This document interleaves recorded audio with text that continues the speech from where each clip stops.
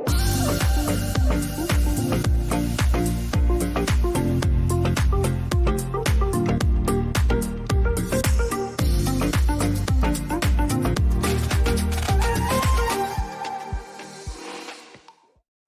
dan i dobrodošli u Digitalni inkubator. Današnja tema je stvaranje tržišta za inovacije. Naime, ako znamo da mozak ne želi razmišljati, da mozak gleda relativistički u odnosu na već poznato, na ono što znam, ono što razumijem, ono što mi je jednostavno, ono što sam već vidio, ako znamo da mozak voli sigurnost grupe, ako znamo da voli kratkoročne nagrade, ne voli riskirati, ne voli neodređenost i ne voli neizvjesnost, onda se postavlja pitanje šta sa potrošačima. Oni imaju isti taj mozak. Meni kao pojedincu, kao nekom osobi koja želi pokrenuti neki biznis, riješiti neki problem, meni to znači da moram pobijediti svoj mozak. Međutim, potrošači nemaju interes pobijediti svoj mozak. Oni žele ostati sa poznatim stvarima. Oni ne žele previše promišljati o tome što kupuju. Zato i postoje koncepti kao što je lojalnost. Kad sam jednom riješio problem, kad sam jednom odabrao Telekom, kad sam jednom odabrao banku, ne želim sada mijenjati i razmišljati je li to najbolja opcija za mene svaki dan. Tek ako se dogodi nešto što me prisili da razmišljam, onda ću krenuti razmišljati o tome. Potrošač voli da kupuje poznate stvari, da je u navodnicima lojalan, repetitivno da ponavlja iste odluke koje je prije donosio. Svi imamo isti mozak. Sad, u tom smislu potrošači ne vole baš previše ni inovacije.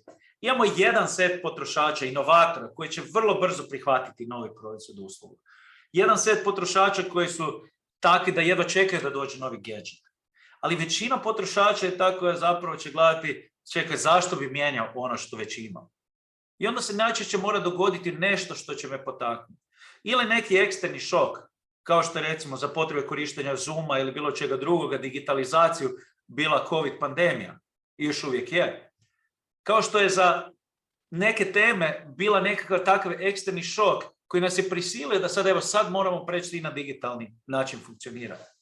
Svi smo prihvatili tu inovaciju instantno. Vrijednost tih kompanija je porasla značajno koje su u toj sferi. Međutim, to može biti i proaktivna aktivnost kompanije.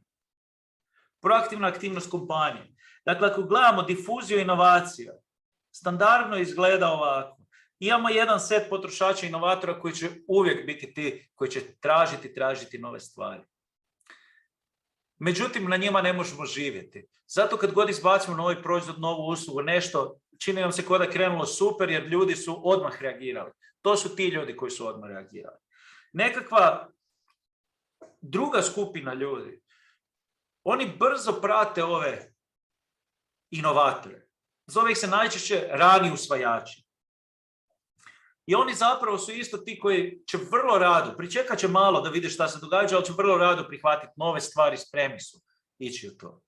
I onda dolazi masa nekakva, koja možemo podijeliti na one koji su nešto naklonjeni prihvaćanju inovacija i oni koji nisu. I na kraju imamo ove koji zapravo u načelu ni ne žele, nikad ne žele se prilagoditi, nikad neće doći do inovacije, prihvatiti tu inovaciju. Najveći zapravo problem za tržište, kada gledamo nastup na tržištu, za inovacije, za naše proizvode, je ovaj tu prijelaz. Preskočiti tu rupu, tu najčešće se crta ovako, kao da postoji provalija. Jer ove tu je jednostavno dobiti, ove tu nije teško dobiti. Međutim, onda ići na ranu većinu, kasnu većinu, na mass market takozvani, tu nastaju problemi, tu većina inovacija propadne. Tu radi mozak tih potrošača kontra nas. Mozak koji ne želi razmišljati, gleda, već sam riješio taj problem, već funkcioniram, već znam šta hoću. I tu moramo s tim mozgom funkcionirati. Sada, šta je to što mi trebamo i što možemo upravljati? Naime, standardni pristup tržištu je takav da pokušavam razumjeti koju vrijednost ima moj potrošač. I onda gledam za nekakav proizvod, najčešće volim uzeti primjer mobitela. Potrošaču je bitna, recimo, funkcionalnost tog mobitela. Znači, koliko, šta god to značilo, koliko je on funkcionalan, koje mi pogodnosti pruža i tako dalje. I recimo, jedna od stvari je veličina ekrana. Ako je to potrošačima bitno, i to na način, napravim istraživanje tržišta i potrošači kažu, gle, funkcionalnost mi je 0,8, ovo mi je 0,2, ovo tu sve ostalo je 0. Zanemarimo sad ovu osnovnu vrijednost koju zapravo, koliko vrijedi taj proizvod kad ništa od ovoga nema, što je bitno potrošaču. Bilo koji zapravo racionalni donositelj odluka će odlučiti, gle, idem svoju firmu fokusirati na to da ulažem u funkcionalnost, jer to je ono što potrošači cijene. Međutim, ako sam ja to tako istražila je to konkurencija i oni će ulagati u funkcionalnost. I zapravo ćemo se boriti oko te funkcionalnosti. I sad prva razina nekakve kreativnog pristupa tržištu je, ajmo naći neke koji zapravo možda funkcionalnost im je svejedno i veličina ekrana im je svejedno, ali zapravo jako puno stavlja na neku treću komponentu. To znači možemo ih zvati strategije plavog oceana, imate neke knjige o tome, pročitati nešto detaljno. Ali u osnovi tražimo da li postoji neki jedinstveni takozvani vrijednosni pravac, odnosno vrijednostna krivulja, value curve, koji zapravo kaže, gle, ovi tu ništa nije bitno osim ovoga tu, a recimo to je baterija koliko traje. I recimo ako sam ja penjač, alpinist ili nešto, nije mi bitno da imam internet, da imam sve moguće, samo da mogu SMS-om poslati, živ sam i danas, obitelji i prijateljima. To je ono što je meni bitno. I za takve ljude zapravo onda ja mogu kreativno proizvoditi takav tip mobitela koji će njima biti jedinstveno prilagođen. E sad, postoji treća razina. Ovo se najčešće zove crveni ocean, strategija crvenog oceana. Ili standardni model kako funkcionira. Ovo je neki plavi ocean. Proaktivne strategije kažu, gle, možda je ovo situacija sada, 0,8, 0,2, 0 trenutno, ali očekujem da će u budućnosti se neke stvari mijenjati.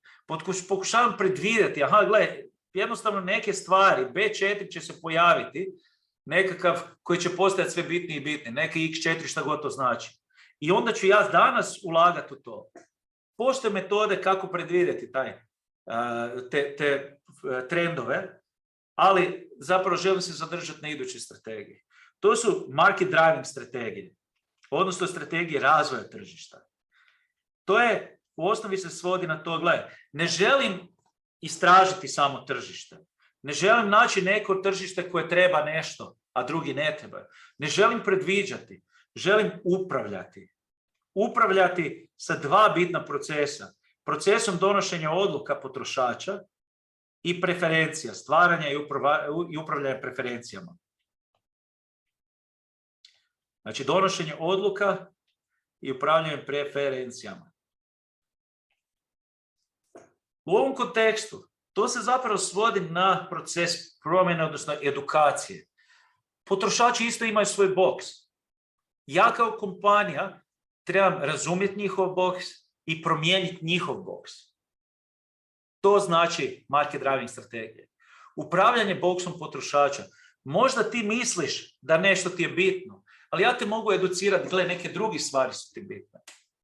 Zamislite sljedeću prezentaciju telefona koji kaže, of course it does texting and messaging. U tom trenutku, svi koji su me slušali, zapravo sam im rekao, gle, ovo ti je nebitno, naravno da to radi, da nema funkcionalnosti te i SMS i poziv i ovo, pa to nije telefon, to je onda beskorisna naprava. Of course it does texting and messaging, but it's also beautiful. Odjednom beta 4 je stvoren, ljepota tehnologije. Koliko lijepo to radi. Koliko je, ili možda user experience da je simple. Znači, odjednom nešto što je bilo nebitno sam ja stvorio da bude bitno.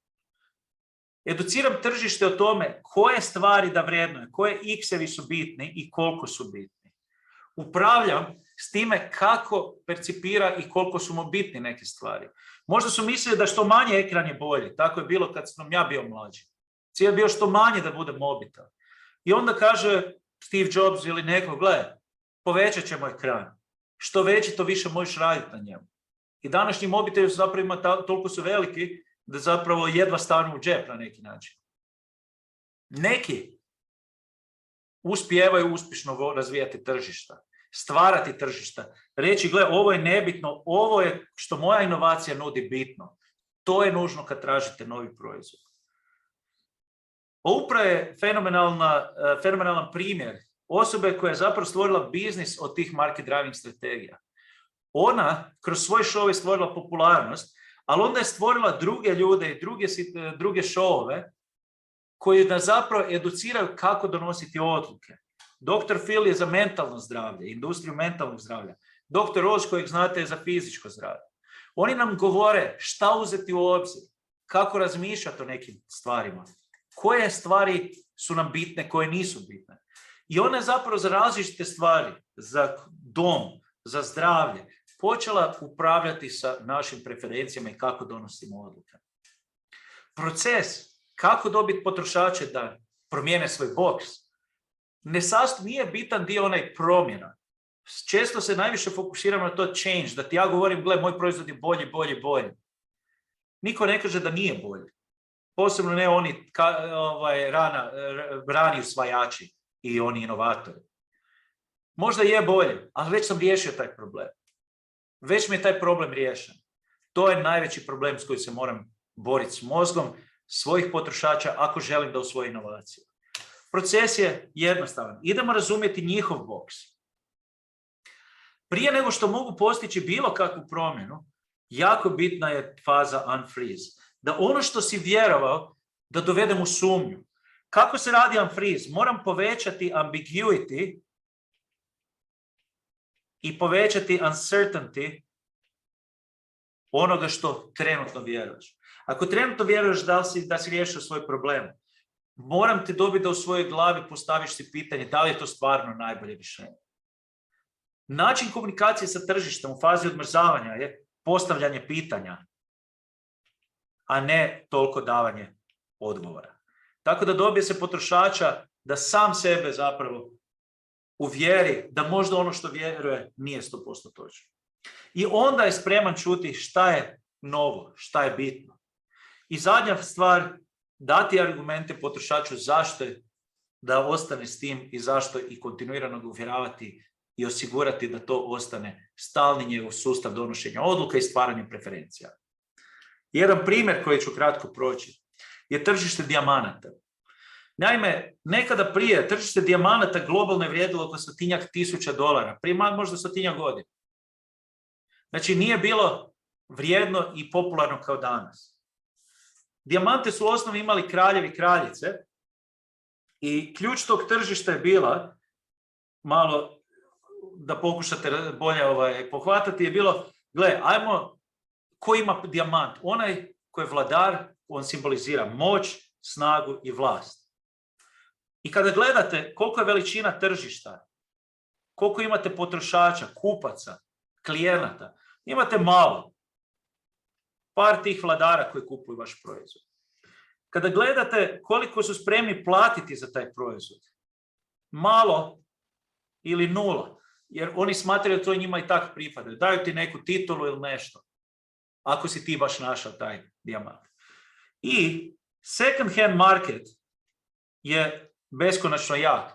Zašto? Zato što princ nasljeđuje od kralja, princeza od kralja, kraljice i tako dalje. Princ Charles će naslijediti jednog dana te dijamante koji su u kruni i cjelokupnu krunu kada preuzme vlast kao idući u liniji.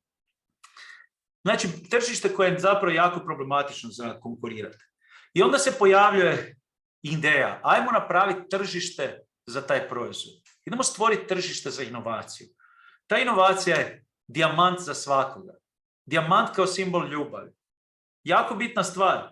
Prije toga, dijamanti su bili za vlast, snagu i tako dalje. I kad se razmišljalo o tome, razmišljalo se da li da budu simbol prijateljstva ili simbol ljubavi. Ljubav je nešto što se zove price taking market u većini situacija i zato je simbol ljubavi puno bolji biznis.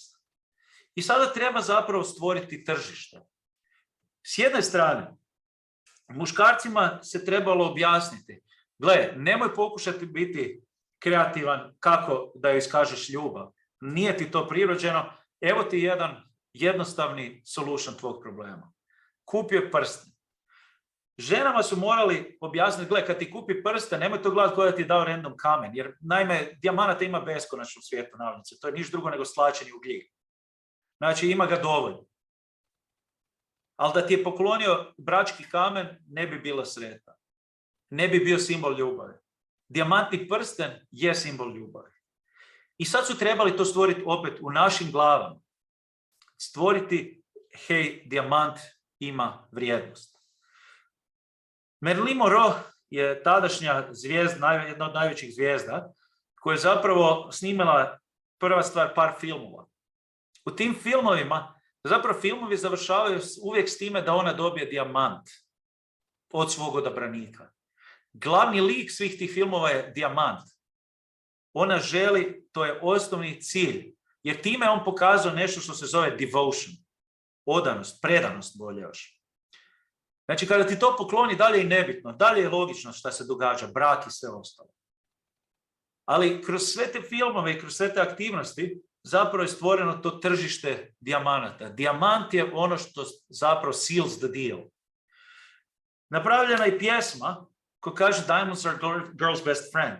Ako gledate tekst, svi znamo tu pjesmu, ali kad gledate tekst, u osnovi redefinira prva strofa romantiku. Gle, French are glad to die for love. They delight in fighting duels. But I prefer a man who lives and gives expensive jewels. I onda ispriča različitu priču i zadnja strofa nam je zapravo distribucijski kanal gdje možete kupiti. Možete kupiti u Tiffany's, u Cartier, Black Star Frost, Harry Winston. Znači imate te neke distribucijske kanale gdje možete naći taj proizvod. E sad, još je morala educirati tržište ono kao što smo rekli kako stvarati preferencije, kako znati što kupiti. I onda je rekla, naučili smo svi, postoje 4 C dijamanata koje prije nismo baš svi kao mass market znali. Cut, clarity, color i carat. To određuje koliko je kvalitetan dijamant. I zadnja stvar što nam je rekla nam je koliko platiti za taj dijamantni prsten. 3 mjesečne plaće. Stvoreno je na taj način nešto što se zove mass market luxury product. Jer ideja je, gle, 3 mjeseca, tada su ljudi živjeli odvojeno dok se nisu ženili i tako dalje. Znači 3 mjeseca je on morao odvajati od sebe, gladovat, da bi kupio taj dijamantni prsten. Time mi ti je pokazao koliko mu je stalo do tebe. Onaj koji ima 100 kuna plaću je platio 300 kuna taj dijamantni prsten. Onaj koji ima 1000, 3000, ali onaj koji ima milion je platio 3 milijuna. I svako zapravo je platio maksimalno koliko može platiti. To je nešto što se zove i savršena cjenovna diskriminacija. Platiti, dobiti potrošača da je sretan jer je dobio najkvalitetniji proizvod, objasnili smo mu to, i platio ga maksimalno koliko je mogao platiti. Imali su različite kampanje koje su zapravo išle prema tome da, gle, usporedi to sa nekim drugim stvarima. Nemoj da ti bude problem dati dijamantni prsten. Proces je uvijek isti. Razumi tog potrošača, razumi njegov boks. E sada druga faza je dovedi sumnju, ambiguity, uncertainty u njegov boks. Kada to uspijem, onda sam spreman slušati da su to 4C dijamanata, koliko cijenu platiti, kako birati i tako dalje. I onda kontinuirano podržavaj to što si stvorio u mojoj glavi. Kroz taj cjelokupni proces, ono što je bitno, uspijevam izgraditi preferencije. Neki su izgradili cijele biznis modele, stvarajući ljude koji upravljaju našim procesima odlučivanja. Ako želim stvoriti tržište za svoju inovaciju, moram voditi računa da izbacivanjem inovacije na tržište će biti protiv tog proizvoda usluge. Tržište ne voli promjenu, voli status quo. Tržište ne tvrdi da tvoj proizvod nije dobar i zato ne treba uvjeravati tržište u taj change dio priče. Moj proizvod je dobar. Puno bitnije je ona faza unfreeze, a to je da na tržištu potrošač počne sumnjati u svoj odabir. Da li stvarno biram najbolje za sebe, za svoje dijete, za bilo što. Da bi mogao stvoriti sumnju u boks u kojem živi potrošač, prva faza je moram se potruditi da razumijem taj boks. Da, radim barem 2 stvari.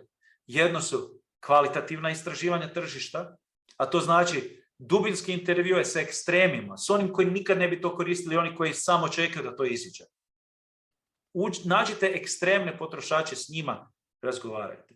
Radite fokus grupe, razgovarajte kako oni komuniciraju u nekakvoj kombinaciji, u kontekstu društvenom. Promatrajte šta se događa. Promatrajte, vidite kako ljudi stvarno reagiraju, gdje zapinju u procesima. Naravno i radite i kvantitativna istraživanja. Najjednostavnije, anketni upitnik.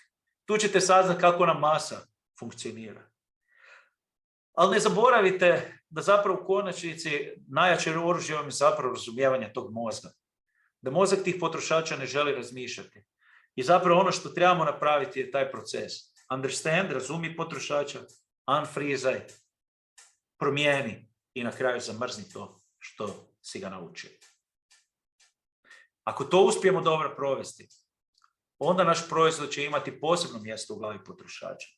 Ako to uspijemo izuzetno dobro provesti, onda će naš proizvod imati nešto što zovemo percepcijski monopol. Da smo jedini u glavi potrošača, u tom boksu tog potrošača. Ako uspijemo taj boks dobro pozicionirati, onda taj boks će biti bitan potrošaču, a mi jedini u tom boksu. To je Apple za svoje korisnike uspije postići. Za Apple-ovo korisnike ne postoji konkurencija, ne postoji druga opcija. Ne traže između 100 opcija. Oni su Apple proizvod, ljubitelji Apple proizvoda, imaju emociju.